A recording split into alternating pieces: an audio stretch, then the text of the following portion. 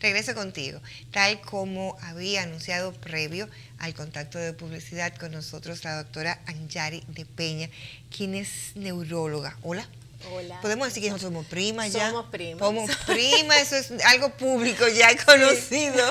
No nos envidien, Exacto. somos primas. Me gustó eso, no nos Exacto. envidien. Es de familia. Claro, los talentos son de familia. Anjari, ¿ese nombre es una combinación? Es una creación de mi papá, no me pregunten. Realmente mi papá trató de combinar las dos primeras letras del nombre de mi mamá y su primer apellido. Y surgió, pero entonces de lo que se desprende que tú no tienes tocaya. Bueno, yo tengo un tocayo.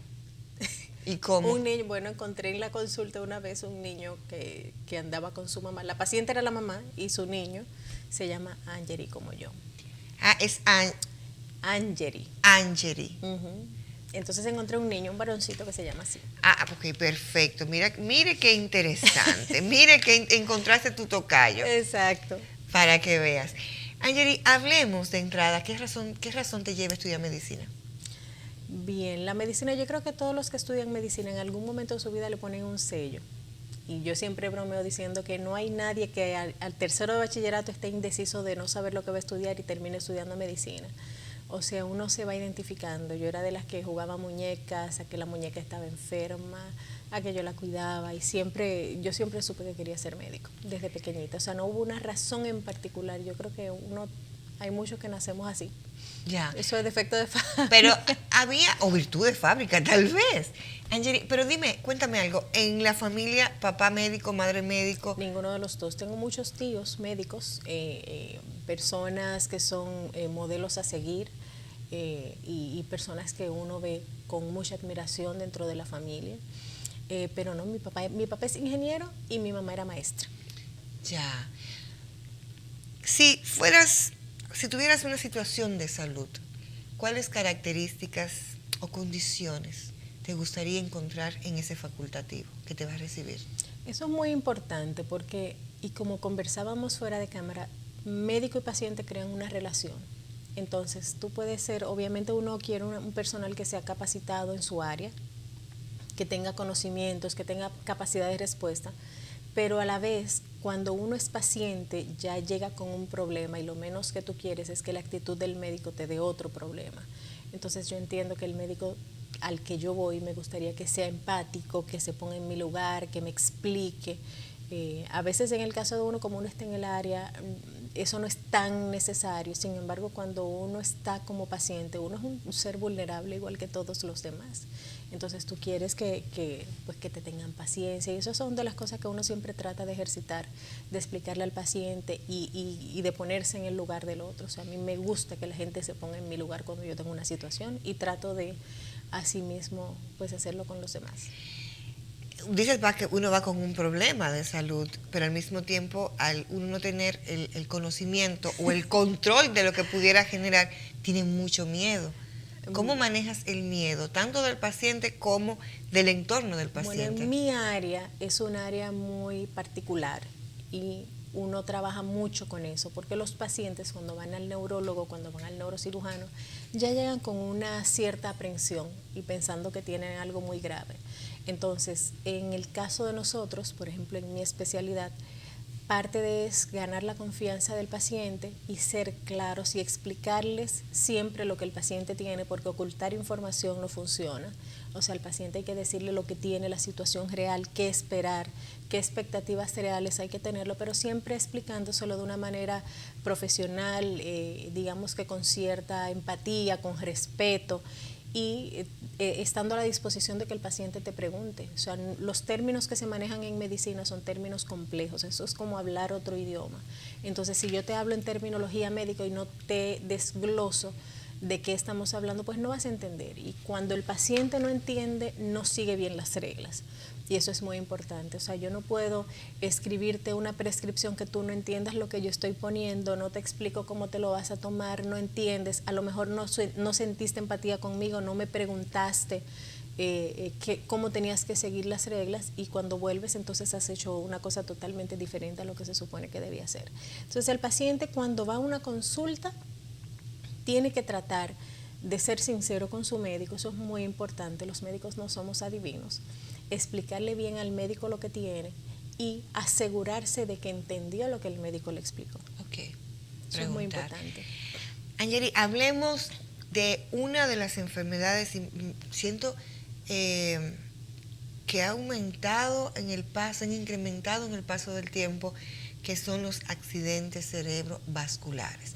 Esto que la gente engloba todo y dice, pues a tal persona le dio un derrame cerebral. ¿Qué es exactamente un accidente cerebrovascular? Un accidente cerebrovascular o enfermedad cerebrovascular es cualquier enfermedad que afecte el sistema nervioso, sobre todo de manera central, de manera aguda, y que es ocasionado por una alteración a nivel vascular, como su nombre lo indica. Y puede ser, cuando hablamos de alteración vascular, o el cese o una oclusión del riego vascular, que es a lo que llamamos isquemia, o la ruptura de un vaso o de una malformación que ocasiona un sangrado. Entonces estaríamos hablando en ese lugar de un accidente cerebrovascular hemorrágico.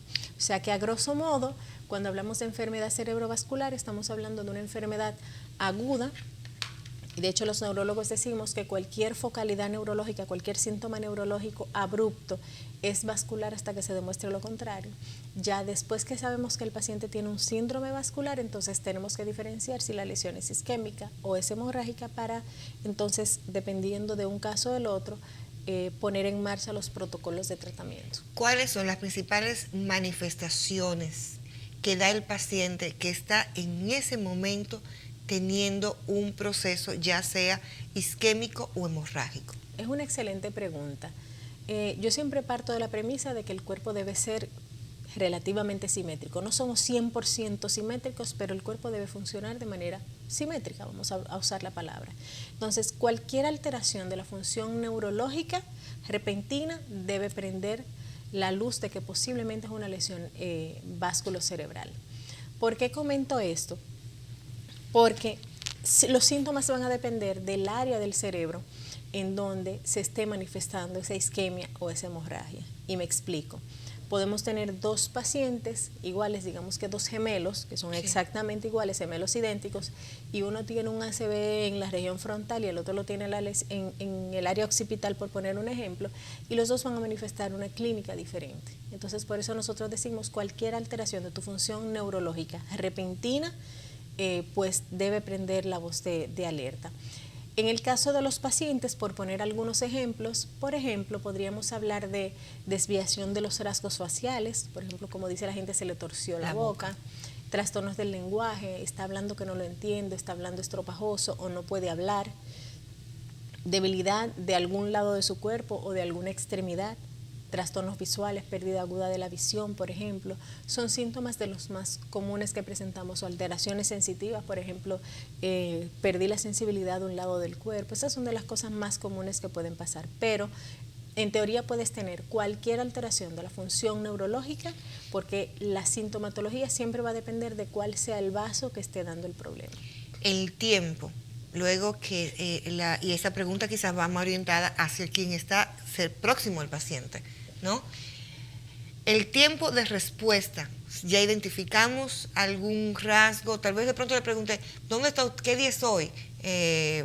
¿Dónde estamos? Y la persona pues no tenga claro, ¿no? Mira, el tiempo de respuesta es vital, es vital.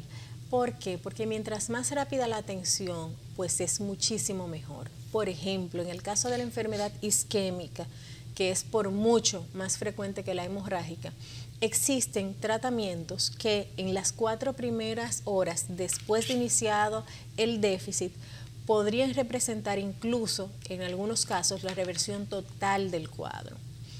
Estamos hablando de la trombolisis y para eso yo nada más tengo las 4 primeras horas, aunque hay algunos estudios que dicen que se puede hacer en un poquito más de tiempo, pero lo establecido hasta ahora es que son las primeras 4 horas.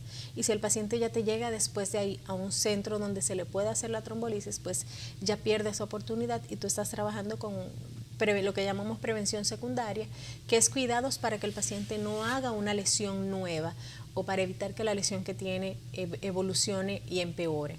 Pero esa ventaja de la trombolisis se pierde y realmente las implicaciones de eso es dramática. Entonces, Aquí todavía se ve, sobre todo en ciertos estratos, que la gente se queda en la casa pensando que se va a mejorar. Entonces se quedan en la casa y bueno, yo pensaba que se me iba a quitar y eso me pasó hace 3 días, ya yo no puedo hacer mucho. Bien, solo manejar lo que ya está. Entonces, lo que se estila, lo que se recomienda es que inmediatamente se prende la sospecha, inmediatamente el paciente o el familiar más cercano tiene la sospecha de que está pasando probablemente una enfermedad cerebrovascular, se lleve a un centro especializado lo más rápido posible. Y sobre todo en una ciudad como esta, que sabemos que el traslado de un lugar a otro a veces se complica, sobre todo a ciertas horas. Dígame si es un mito, doctora, de que cuando el paciente es más joven y se ve que tiene una situación, un accidente cerebrovascular, es más comprometedor que en muchos casos cuando el paciente es adulto.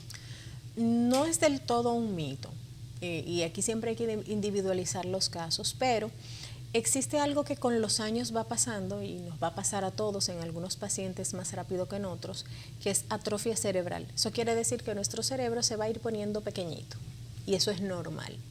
Entonces, considerando que el cráneo, la bóveda craneal es una caja dura, que en el adulto ya no se extiende, y el cerebro tiene, digamos que es una masa gelatinosa, por poner una consistencia que está dentro del cerebro. Si es una persona muy joven, pues el cerebro ocupa casi la totalidad de esa bóveda, o sea que está muy cerca de esa caja dura que es el cráneo. Entonces, si ocurre una lesión de cualquier tipo, vasculocerebral, un tumor o cualquier otro tipo de lesión que provoque edema dentro del cerebro, edema quiere decir hinchazón, lo que comúnmente conocemos como hinchazón, que puede provenir con diferentes tipos de lesiones. En el caso que nos ocupa la enfermedad cerebrovascular, ese edema, cuando el cerebro se hincha, tiene menos espacio para extender. Exactamente. Entonces, en el anciano tenemos esa cierta protección, esa cierta ventaja, que es la atrofia cerebral, que permite que el cerebro pueda extender un poquito más, puede extender, digamos, considerablemente sin que llegue a presionarse con la bóveda craneal. El tema que tiene que ver y donde nos gustaría orientarnos en este sentido es la prevención. ¿Cómo podemos prevenir? ¿Cómo podemos evitar que tantas personas jóvenes en etapa puramente productiva estén atravesando por estas situaciones de salud? Eso es muy importante y sobre todo en personas jóvenes que uno cree que nunca se va a enfermar. Y vamos a ponerlo, aunque lamentable, que tampoco nunca van a morir jóvenes. Yo tengo un caso reciente de un joven de 42 años con un accidente cerebrovascular y cuando llega lo primero que notamos es que es hipertenso, pero un hipertenso con niveles tensionales bastante elevados y él no lo sabía, o sea, no sabemos desde hace cuánto tiempo ese paciente pudo haber sido hipertenso. Entonces, las revisiones regulares son importantes.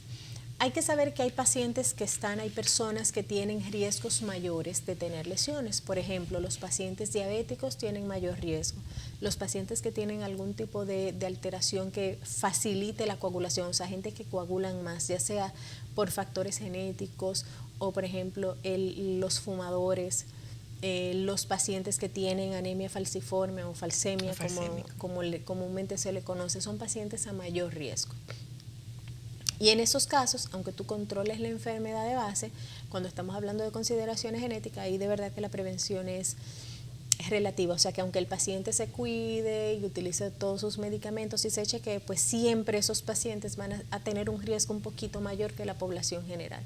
Me explico. Un diabético, aunque esté controlado, por el hecho de ser diabético tiene un riesgo mayor que una persona que no sea diabética. Obviamente, si el paciente no está controlado o se controla por algunos periodos y en otros se descompensa, pues esos riesgos van aumentando, pero ya por el simple hecho de ser diabético su riesgo es mayor. Ahora bien, en la población general, ¿qué podemos hacer? Los factores de riesgo más conocidos son, número 1, la hipertensión arterial, tanto para la isquemia como para la hemorragia. Entonces, conocer, sobre todo en pacientes que tienen riesgo de ser hipertensos, ya sea por herencia genética, o ya sea porque son pacientes obesos, la obesidad es un gran factor de riesgo para tener hipertensión arterial. Entonces, si el paciente es obeso, pues con más cuidado aún para medir su presión arterial, saber si es hipertenso o si no lo es. Los pacientes, por ejemplo, que consumen en algunos casos drogas ilícitas, los pacientes fumadores, y volvemos a mencionar los fumadores porque el tabaquismo es un factor de riesgo importante, los pacientes que llevan una vida muy sedentaria, los pacientes que tienen trastorno de lípidos o de grasas, los famosos pacientes que sufren del colesterol. El colesterol malo. Y es normal en mi familia, mi colesterol ronda los 300, pero nosotros somos todos así, eso no es nada. Es un gran factor de riesgo para tener lesiones incluso bastante peligrosas, y sobre todo en pacientes que combinan esos factores de riesgo. La edad es un factor de riesgo contra la cual no podemos hacer nada, Ya. pero sobre todo después que vamos pasando de cierta edad, tenemos que hacernos nuestro chequeo, nuestras analíticas, tener control. Y recuérdense que muchas de estas condiciones que yo he mencionado, de hecho la mayoría, no te dan síntomas. Entonces estás viviendo tu vida creyendo que está todo normal y de repente tienes 10 años siendo hipertenso, con el colesterol elevado, fácilmente la glicemia elevada, no estás haciendo ejercicios y quieres venir a tomar precauciones cuando ya tienes una lesión un accidente cerebrovascular. Hablemos decía el cuadro, y cuando le presentaba a usted, decía, esa familia que de un momento a otro, de una manera súbita, papá o mamá sufren una situación de un ACV, cambia la vida. Cambia la vida. Tal vez de pronto fue una lesión leve, pero deja alguna secuela, pero cuando llega una lesión que ese papá, que era el proveedor, en segundos se convierte casi de proveedor a dependiente, y todo gira en torno a esa familia, esa dinámica. Bien, la dinámica familiar indudablemente se altera, sobre todo al principio, donde la familia no sabe qué va a pasar, donde no sabemos qué tanto va a recuperar o no ese paciente. En algunos casos, por ejemplo, cuando son lesiones de tallo cerebral, que las lesiones son muy evidentes, que el paciente quede encamado, son cuadros pues catastróficos. ¿Por qué? Porque esos pacientes que quedan con grandes secuelas y que terminan siendo dependientes son pacientes que requieren un cuidado 24 horas. Por ejemplo, el paciente, vamos a poner el peor escenario, que sería el paciente que queda encamado, que a lo mejor necesita un dispositivo llamado PEC para poder alimentarse, pero que a lo mejor quedó con una traqueostomía para poder ventilar y prevenir complicaciones infecciosas. Son pacientes que tienen que ser movilizados cada 2 horas para evitar escaras. Entonces tú tienes que tener una persona que esté al cuidado de ese paciente, pero hay que dar masajes percutorios, hacer un cuidado constante. Hay que hacer movimientos, terapias que incluso en pacientes donde tú sabes que no va a volver a caminar, porque la gente se equivoca mucho y piensa que las terapias son solo para que el paciente recupere su función. Las terapias que se le dan a esos pacientes, y aquí es muy importante que la gente que tiene un familiar así lo entienda, esa movilización en la cual nosotros insistimos tanto, no es para que su paciente vuelva a caminar, porque probablemente, y como probablemente se lo dicen sus médicos, no va a volver a caminar.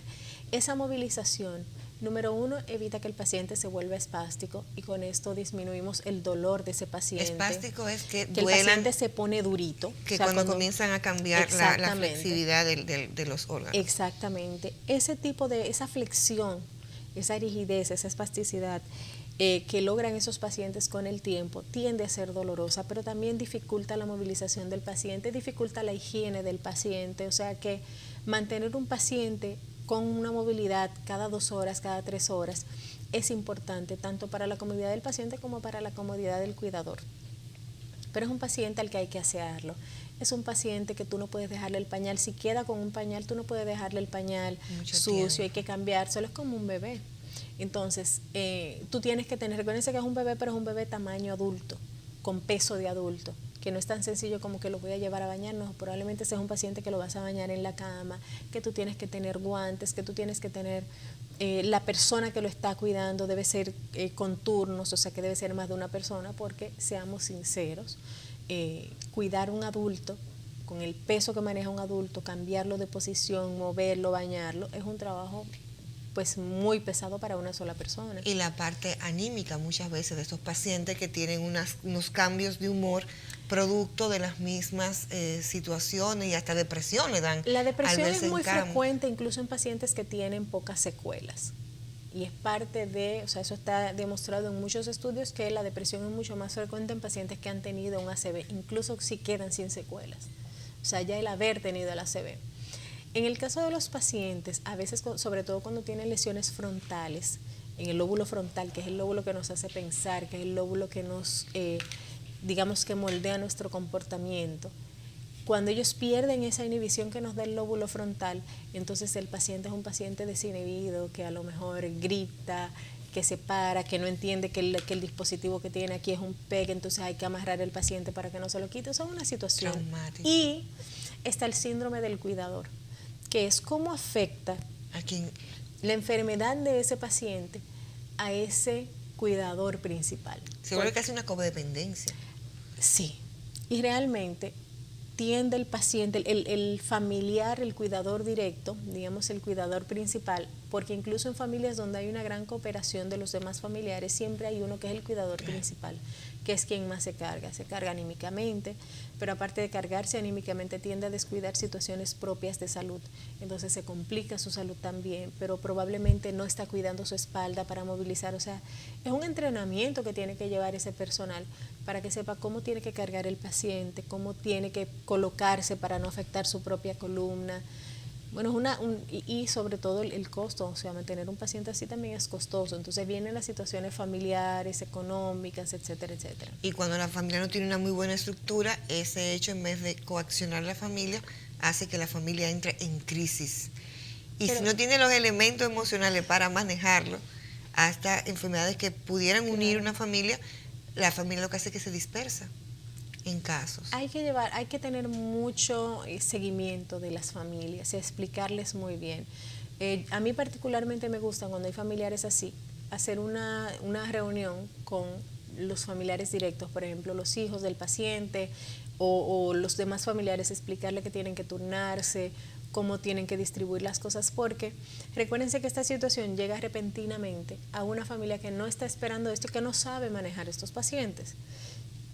Entonces, en ese caso, uno tiene que explicarle de la mejor manera posible para que a la larga, porque recuérdense que esto es algo que va a tardar por años, pues puedan funcionar de una manera adecuada. Vamos a un contacto, Angeli, vamos a un contacto de publicidad y cuando regresemos, hablemos por qué de pronto hay pacientes que tienen dificultad para hablar y a otros lo que tienen es una dificultad en la movilidad. Estaremos conversando de esto con la doctora Angeli de Peña, quien es neuróloga, pero sobre todo una mujer que, amén del talento de la medicina, Dios le dio el talento de la comunicación. Regresamos.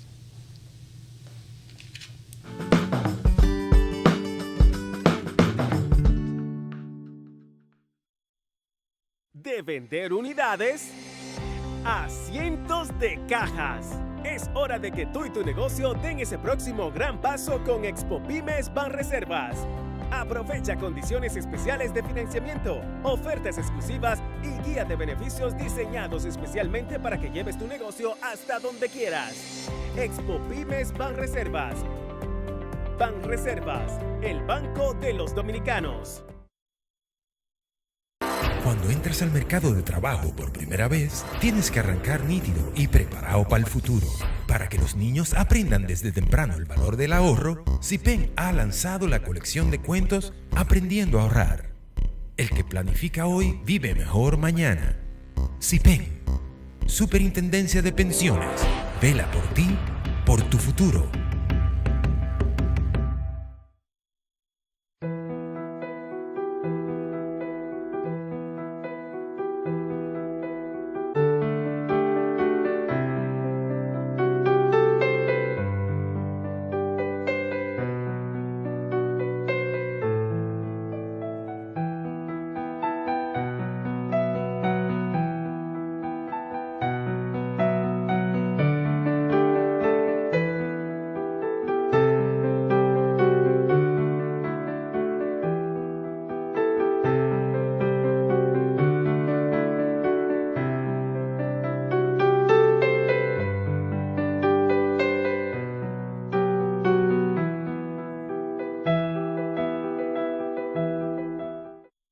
¿Con quién cuentas para tu futuro? En el año 2001 se promulgó la Ley 8701 de la Seguridad Social, creándose la Superintendencia de Pensiones, SIPEN, entidad oficial que vela por el otorgamiento oportuno de los beneficios que te garantizan a ti y a tu familia el seguro de vejez, discapacidad y sobrevivencia, como compensación a los aportes que mensualmente realizas a través de tu empleador. La SIPEN regula y supervisa a las administradoras de fondos de pensiones y a otros planes de pensiones para que te otorguen los mejores beneficios que por ley mereces. Existen 4 tipos de beneficios en el régimen contributivo. La SIPEN protege tus derechos como afiliado, garantizando la solvencia y eficiencia del sistema, manteniendo la transparencia del mercado. Conoce más en nuestra web, donde podrás tener acceso a las aplicaciones, consultas a tu AFP, calcula tu pensión y el estado de tu cuenta. Entonces, ¿con quién cuentas para tu futuro? Cuentas con toda una estructura que cada día trabaja por ti.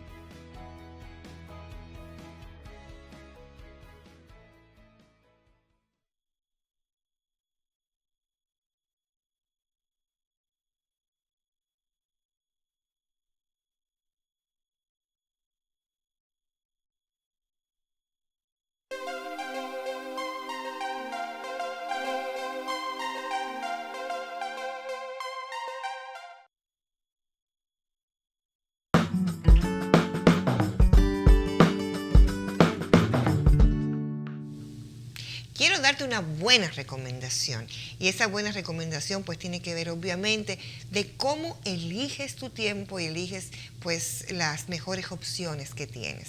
Si es una opción que buscas para premiarte, para reconocerte, para compartir entre amigos de una buena carne con un buen vino, pero sobre todo cuando el comer se convierte en la mejor de las experiencias, sin lugar a dudas, el lugar es Elizondo.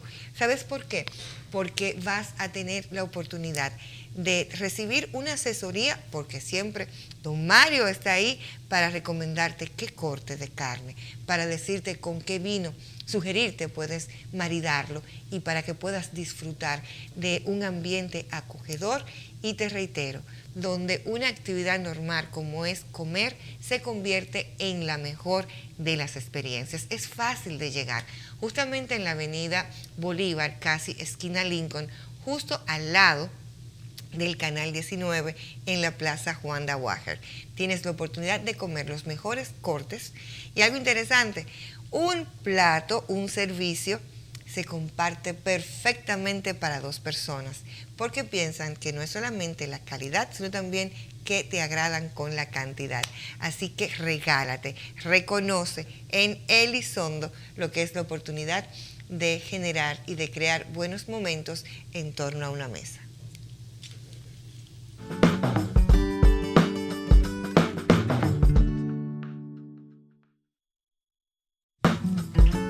De regreso contigo, ya pues en esta parte de nuestro espacio con la doctora Angeli de Peña, conversamos sobre los accidentes cerebrovasculares.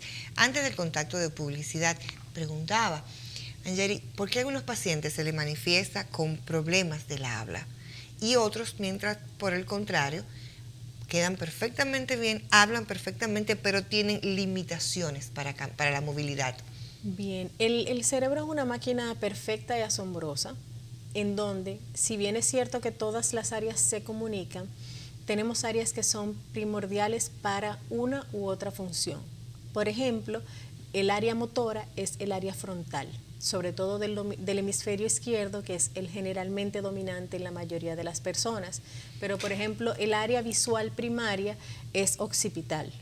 Entonces, ¿qué quiere decir? Un paciente que tenga una lesión exclusivamente en el área visual, que es aquí detrás, en la parte posterior de la cabeza, pues probablemente no va a tener ningún problema de la movilidad porque no está afectada esa vía.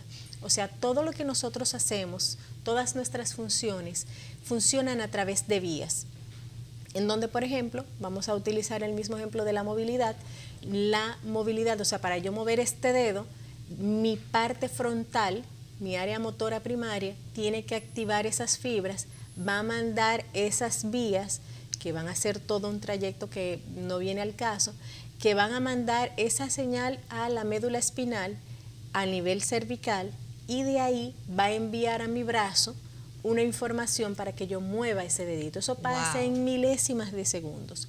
Entonces, para que se me afecte la movilidad, yo tengo que tener una lesión en cualquiera de, digamos, las partes que involucran esa vía. Pero si mi lesión no pasa o no está en el área que yo utilizo para moverme, pues mi movilidad no va a estar comprometida. Entonces, en ese sentido, yo puedo tener 10 pacientes aquí que hagan un ACV los 10 al mismo momento y cada uno va a tener una manifestación diferente. ¿Dónde se da más, en hombres o mujeres? En hombres, todavía sigue siendo más frecuente en hombres, aunque pues sí se ve con bastante frecuencia también en mujeres. Hay un tema, doctora, de estas situaciones, de estos accidentes cerebrovasculares, algunos terminan en cirugía, en quirófano. Sí, hay algunos casos en donde se necesita la cirugía. En el caso de los isquémicos, de la única manera que se necesita cirugía es si el infarto es muy grande, digamos, si nosotros le llamamos infartos malignos que te afectan todo un hemisferio y el edema del cerebro es tan grande que no da tiempo de que los medicamentos actúen, y en esos casos se hace una craniectomía descompresiva, que eso es abrir el cráneo para dejar que el cerebro termine de hincharse y después él va a ir volviendo a su lugar. En el caso de los hemorrágicos, en muchas ocasiones sí hay que hacer una cirugía para extraer la sangre, obviamente, dependiendo de cuál sea el tipo de hemorragia que tenga ese paciente. Y en el caso también de los pacientes isquémicos, hay procedimientos que se pueden hacer ya endovasculares para, digamos que, quitar el coágulo, el trombo que tiene el paciente, tratar de quitarlo, limpiar el vaso. En algunos pacientes hay que colocar stents, o por ejemplo en el caso de las hemorragias subaracnoideas, cuando se rompe un aneurisma, es necesario también entrar, clipar donde esté el aneurisma o ponerle lo que se llama coil al área donde esté el aneurisma para que no tenga ninguna complicación. Pero hay pacientes que han dicho, me hicieron un estudio, una tomografía, ¿no? Y apareció de que tuve una vez una isquemia leve y nunca me di cuenta. Generalmente eso se ve más en las resonancias magnéticas, en donde se evidencian los focos de gliosis.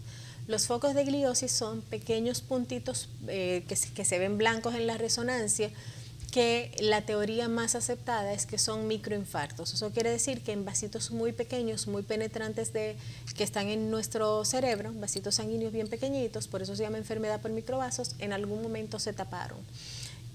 También pueden verse focos de gliosis en otras etiologías, por eso uno lo ubica dentro del contexto del paciente. ¿Y por qué el paciente no se da cuenta? Porque al ser vasitos tan pequeños, el cerebro tiende a crear vasos colaterales o suplir la función de ese que se tapó con alguno de los otros que están alrededor. Entonces, sí, el paciente se da cuenta ya después de mucho tiempo. Usted hablaba hace un rato al principio de la importancia del tiempo y comencé a hacer una especie como de mapeo. Bueno, si una situación de salud se da, estoy cerca de tal clínica, perfecto. Pero pienso en el personal que va a recibir en emergencia. Tienen la mayoría de nuestros médicos de emergencia, bueno, algunos que ya son especialistas en emergencia, pero la mayoría de los casos aún tenemos médicos generales. La pericia en sentido general para hacer un diagnóstico oportuno y la segunda parte, ¿cuentan nuestras clínicas con los aparatos para dar respuesta a estas emergencias? No, en muchos casos no, y lamentablemente sigue siendo así. De hecho, todavía no hay a nivel general protocolos en donde el paciente sea trasladado directamente a centros donde sí se le puedan hacer los procedimientos. Y yo siempre comento que a veces el paciente te llega que a lo mejor fue a un centro en los primeros 30 minutos de haberle ocurrido el déficit neurológico, pero en lo que lo trasladan de un centro a otro se pierde tiempo. Porque incluso ni siquiera hay protocolos de referimiento de paciente. Los hay y todo el mundo los conoce, pero a veces no se siguen. Entonces, ese paciente que te llega, digamos que a una clínica rural o que te llega aquí a un centro donde no están preparados, le dicen al paciente, llévenlo a tal hospital, llévenlo a tal clínica, donde a lo mejor sí se le pueda dar el referimiento, pero usted no ha llamado allá a ver si si hay disponibilidad, si hay camas para recibir ese paciente. O sea, referir un paciente de esa naturaleza requiere mucho seguimiento. Y en cuanto a quien va a recibir el paciente, lamentablemente no en todos los sitios hay un personal que conozca el protocolo de aplicación de guías, de escalas, que digan si este paciente es candidato a hacerle una trombolisis o no, este paciente no es candidato. ¿Ese aparato en cuántas clínicas ahí está? La trombolisis es un medicamento. Ok, para. Entonces, teóricamente se podría pasar en cualquier clínica, pero por protocolos debe estar en un centro de tercer nivel, o sea, centros ya que tengan capacidad mayor de respuesta, en donde el paciente se le pueda hacer rápidamente una tomografía y que haya disponibilidad de que el paciente se le pueda hacer una angiografía. La angiografía va a confirmar pues cómo ha quedado el vaso y si hay que abrirlo, si hay que hacer algún procedimiento para, digamos que limpiar el vaso para que el paciente no tenga ninguna otra secuela. Pero también la trombolisis, si bien es cierto que es muy bueno y que es relativamente fácil de aplicar, tiene como una complicación, y es que el paciente pueda sangrar, o sea que esa complicación que fue una isquemia al principio pueda convertirse en una hemorragia. Entonces tú tienes que tener ese paciente en un centro donde haya capacidad de respuesta, de que si el paciente se le profundiza el neurológico y hay que intubarlo, o si hay que entrar a hacer algún procedimiento, o sea, tú puedas dar esa capacidad. Tú no puedes esperar tenerlo en un centro donde tú quieras entonces después referirlo ya con una complicación. Entonces, por eso no se hace en todos los centros. Doctora, ya hemos llegado a la parte final de nuestro espacio y uno queda con la sensación de que aborda un tema y surgen pues otras ideas, y lo único que se puede resumir es en un pedimento de que su visita a este espacio no sea en un tiempo muy lejano. Gracias, para mí será un placer. Le propongo desde ahora que hagamos un programa sobre el mal de Parkinson. Así será. Vamos para a mí un hacerlo, placer. porque de verdad hay muchos temas de salud que deben ser abordados de una manera profesional como usted lo hace, y sobre todo con que sea entendible para quienes ven este programa y otros en los cuales pues usted tiene participación. Angeli, sin lugar a dudas, cuando uno toma una carrera que te gustaba, ¿no? Desde pequeña sabías que ibas a ser médico, pero lo que te has encontrado en la realidad, el tiempo que se lo quita muchas veces a tus seres queridos. Sí. Yo creo que esa es la parte más difícil. Esa es la parte más difícil, porque este es un trabajo envolvente y apasionante, y en donde uno se siente con un gran compromiso. Y a veces se hace difícil decir que no, cuando tú sabes que tú le puedes resolver un gran problema a una gente. Pero sí tiene un gran costo familiar. En mi caso yo tengo la ventaja de que mi esposo es médico y de verdad que ha sido un gran soporte y me entiende mucho. ¿Qué especialidad? Neuroradiólogo. Él es especialista en imágenes del sistema nervioso.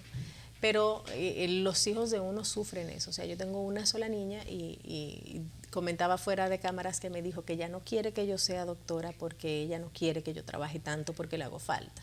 Entonces, ese tipo de cosas cuando te pasan, pues uno se siente un poquito mal. Le mueven el piso. Sí, se le mueve el piso a uno. Pero quizás esta noche cuando llegue le puedas explicar que su mami salva vidas.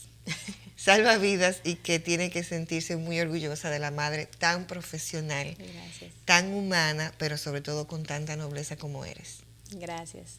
De verdad, gracias por estar conmigo, con toda la gente que nos acompaña, y ustedes, amigos, será en una próxima entrega cuando estemos juntos en este espacio, en esta plataforma de comunicación que es Con Charlotte. Hasta la próxima semana, si así Dios mediante, pues nos encontremos nueva vez.